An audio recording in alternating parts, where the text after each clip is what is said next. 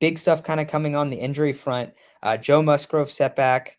It seems like he's going to be back around the same time as Fernando, so not super significant. He was just kind of going really hard in a rehab game, trying to come back quick. I mean, we seen that Java Joe's a big time workhorse, so he was kind of doing that, which is I guess I don't know. I don't want to rib him, but it's like it doesn't really make any sense. But it's also like, yeah, that's just how that dude's built. So I guess it's kind of almost expected there. But the big one, the big thing that's kind of the scary part of today. Forget the loss. Robert Suarez has a pretty serious setback with an elbow injury, playing catch, and he's feeling tightness. We have seen this so many times, and obviously we have no idea if he's going to get Tommy John, if this is like a huge step in that direction. But if you're having elbow tightness playing catch when you're supposed to be kind of making strides to come back, that is terrifying. That is the last thing you want to hear, especially after just getting a contract extension or I guess re-signing in the offseason. But overall, I mean, that is probably the last thing that we want to hear right now, especially with these bullpen struggles. So both of these injury updates, what are your guys' thoughts on each of them? Yeah, you can just say Java Joe's a competitor. Maybe he should tone it back a little bit since it was just a rehab game for him, but he's a competitor, so I'll let him be. I know he got a cortisone shot in his shoulder, so hopefully, nothing happens with that. I mean,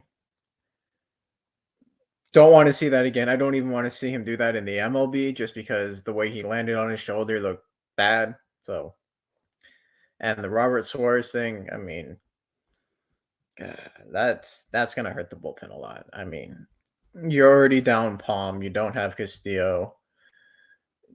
The bullpen's already struggling, and now your second best pitcher in the bullpen has a setback. I mean, and it could be a season-ending one if it is what we think it is. You arm tightness or elbow tightness and any sort of thing that has to do with the pitcher. Just because normally, from what our experiences with Lamet, Mortejon, it usually ends up being Tommy John or a PRP therapy shot where hope it may work, it may not work, and then it might just delay the inevitable like he did with Lamet. So that one's pretty bad. Not I want to be optimistic, but it's hard just because of the history the Padres have with it. No, I mean, you're absolutely right. The history is not good. The last guy that had pain in the back of his elbow or felt something in the back of his elbow ended up never pitching for the Padres again. That's Kirby Yates. But yeah, I mean, that's a scary thing, man. That's your second best, like Chase said, that's your second best bullpen arm. You're kind of hoping, you're banking on him.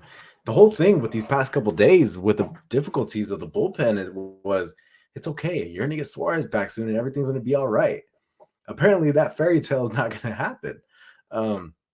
And that sucks because like Chase said, yeah, it sounds like, oh, it may just be a minor setback, but the history does show that it could be a major setback. And you're kind of hoping that it's not. You're kind of hoping that, something just tweaked in his elbow, something like that. But the odds are this could be an extensive injury. And if you don't have him back by July or even August, you're counting on him to be out for the rest of the year. And that's unfortunate, knowing the deal we just signed him to. And, it's not his fault. Injuries happen to people. It's not his fault, but it sucked knowing that we, signed him to an extension and we're kind of hoping to get valuable innings out of him this year, especially ahead of Josh Hader, where you're saying, hey, we got a lead. We're about to throw Suarez in the 8th, Hader in the 9th. That's almost a guaranteed dub each time that they do that. And now we're probably not going to be able to see that. Now, Luis Suarez isn't a bad option in the 8th. Chase raises his eyebrows because we just talked about this recently. Dude, for some reason, Luis Garcia is not that good in the 8th. Solid in the 9th, really good in the 9th for some reason.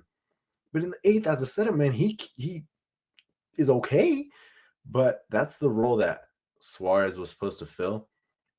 And yeah, that is a big one. But going back to Joe Musgrove, I mean, his competitor, he's a dog. That's so funny. That would have been one of the coolest plays I've ever seen from a pitcher if he made that. So I don't know. That would have been on a highlight reel. but it's not worth it. But he'll be fine. He'll be fine. Getting him and Fernando back at around the same time is going to be pretty cool.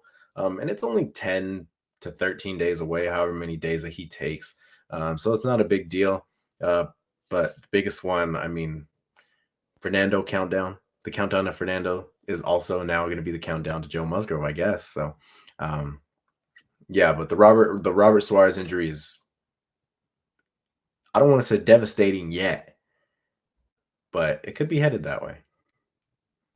Yeah, it definitely could. And the thing that I feel like for me at least that I'm worried about the most is like because they're not gonna be like, all right, we think he's probably gonna need Tommy John, so we're gonna shut him down now. We're gonna give him Tommy John. They're not gonna do that. They're gonna try to have him come back this year because they're trying to win this year.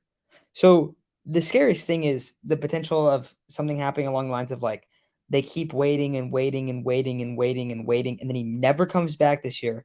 Then they wait the entire season, and then he has Tommy John after the season, and then all of a sudden he doesn't come back until halfway through the next season. So he's missed 2.5 seasons when he could have missed like a season plus. And it's just like it will add up a lot. And that's what happens with all this stuff is like that's why the elbow tightness stuff is so scary because it's like sometimes it feels like you're just delaying the inevitable. We obviously have no idea if that's the case or if they believe that's the case. But if it is, it's like, do you wait and hope he comes back? Or do you just, like kind of take the L and give him and have him, have Tommy John? And it's really hard to tell. So that's just kind of a wait and see, I guess, for the next month or two, but definitely not promising. And definitely not because when it happened at first, it was like, oh no, is it this? Is it going to be one of these things where he keeps coming back and getting tightness and this is happening? And we're already seeing that kind of a rise. So it's terrifying.